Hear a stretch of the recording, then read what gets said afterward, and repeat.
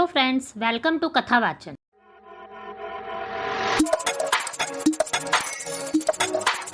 आज हम आपको महालक्ष्मी व्रत कथा तथा उसकी उद्यापन विधि के बारे में बताएंगे। हिंदू धर्म में हर एक व्रत और त्योहार का विशेष महत्व है। इन व्रत और त्योहारों में अलग अलग देवी देवताओं का पूजन किया जाता है। ऐसे ही त्योहारों में से एक 16 दिनों तक मनाया जाने वाला महालक्ष्मी व्रत भी भाद्रपद की अष्टमी तिथि से आरंभ होता है। इस व्रत में माँ लक्ष्मी का विधि विधान से पूजन किया जाता है।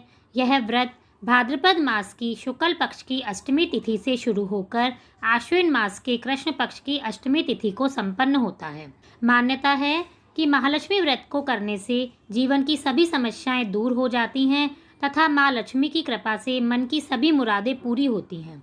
हिंदू धर्म में इस व्रत को काफ़ी शुभ माना जाता है। धार्मिक मान्यता के अनुसार इस व्रत में अन्न ग्रहण नहीं किया जाता। 16वें दिन महालक्ष्मी व्रत का उद्यापन करते हैं। आइए सुनते हैं महालक्ष्मी व्रत की कथा। एक गांव में एक गरीब ब्राह्मण रहता था। वह हर दिन विधि विधान से भगवान विष्णु की आराधना करता था।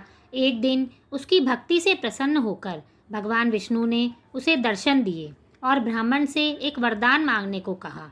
तब ब्राह्मण ने उसके घर माँ लक्ष्मी का निवास होने की इच्छा जाहिर की।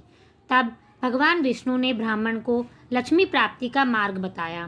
भगवान विष्णु ने कहा कि मंदिर के सामने एक स्त्री आती है और वह यहाँ आकर उपले थापती है।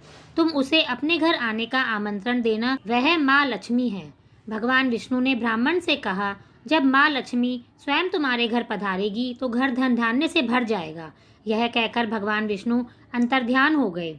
अगले दिन ब्राह्मण सुबह सुबह ही मंदिर के पास बैठ गया। लक्ष्मी माँ उपले थापने के लिए आई तो ब्राह्मण ने उनसे घर आने का निवेदन किया। ब्राह्मण की बात सुनकर माँ लक्ष्मी समझ गई कि यह विष्णु जी के कहने पर ही हुआ है। लक्ष्मी जी ने ब्राह्मण से कहा, मैं तुम्हारे साथ चलूंगी, लेकिन तुम्हें पहले महालक्ष्मी व्रत करना होगा। 16 दिन तक व्रत करने और 16वें दिन चंद्रमा को अर्घ्य देने से तुम्हारी मनोकामना पूरी हो जाएगी। ब्राह्मण ने माँ लक्ष्मी के कहे अनुसार व्रत किया और माँ लक्ष्मी को उत्तर दिशा की ओर मुख करके पुकारा। इसके बाद माँ लक्ष्मी ने अपना वचन पूरा किया और माना जाता है कि तभी से महालक्ष्मी व्रत की परंपरा शुरू हुई थी। महालक्ष्मी व्रत की उद्यापन विधि। महालक्ष्मी व्रत का उद्यापन करे बिना यह व्रत संपूर्ण नहीं माना जाता और ना ही इस व्रत का पूर्ण फल प्राप्त होता है। महालक्ष्मी व्रत के अंतिम दिन इस व्रत का उद्यापन किया जाता है। इस दिन प्रातःकाल जल्दी उठकर साफ वस्त्र धारण करना चाहिए। उद्यापन के लिए हमें 16 जोड़ों को भोजन का निमंत्रण देना चाहिए। इस व्रत के उद्यापन के समय 2 सूप लें। अगर आपको सूप नहीं मिल पाते हैं तो आप 2 नई स्टील की थाली भी ले सकते हैं। इसके बाद एक थाली में 16 श्रृंगार की वस्तुएं रखकर दूसरी थाली से उसे ढक दें। इसके बाद 16 दिए जलाकर माता लक्ष्मी की पूजा व्रत में जिस प्रकार से आपने की थी उसी प्रकार से करें। इसके बाद श्रृंगार का सामान माँ लक्ष्मी को स्पर्श कराकर दान करने का प्रण लें। एक टोकरी श्री महालक्ष्मी जी को भी चढ़ाएं। इसके साथ ही उसमें साड़ी, ब्लाउज, पेटीकोट एवं भगवान के नाम की धोती कुर्ता भी रखें और इसका संकल्प लें। शाम के समय चंद्रमा के निकलने पर एक स्टील के लोटे में जल लेकर तारों को अर्घ्य दें। इसके बाद माँ लक्ष्मी को अपने पति विष्णु जी सहित अपने घर आने का निमंत्रण दें। इसके बाद माँ लक्ष्मी का भोजन एक थाली में सजाएं और उन्हें भोग लगाएं। यदि संभव हो तो माँ लक्ष्मी का भोजन चांदी की थाली में सजाएं। माँ को इस प्रकार से बिठाएं कि उनका मुख उत्तर की तरफ हो। माता को भोग लगाने के बाद सभी व्रत करने वालों के लिए भोजन परोसें और पूर्व या पश्चिम दिशा की ओर मुख करके भोजन ग्रहण करें। भोजन में पूड़ी, सब्जी, रायता और खीर अवश्य होने चाहिए।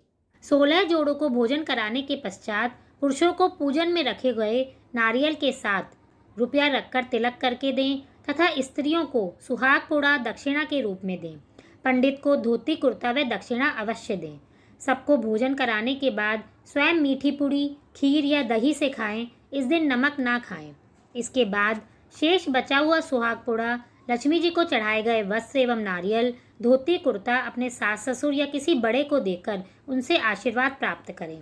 माता के भोजन की थाली और सूप के सामान को रात भर के लिए ढका रहने दें और फिर सुबह उठकर इस भोजन को गाय को खिला दें।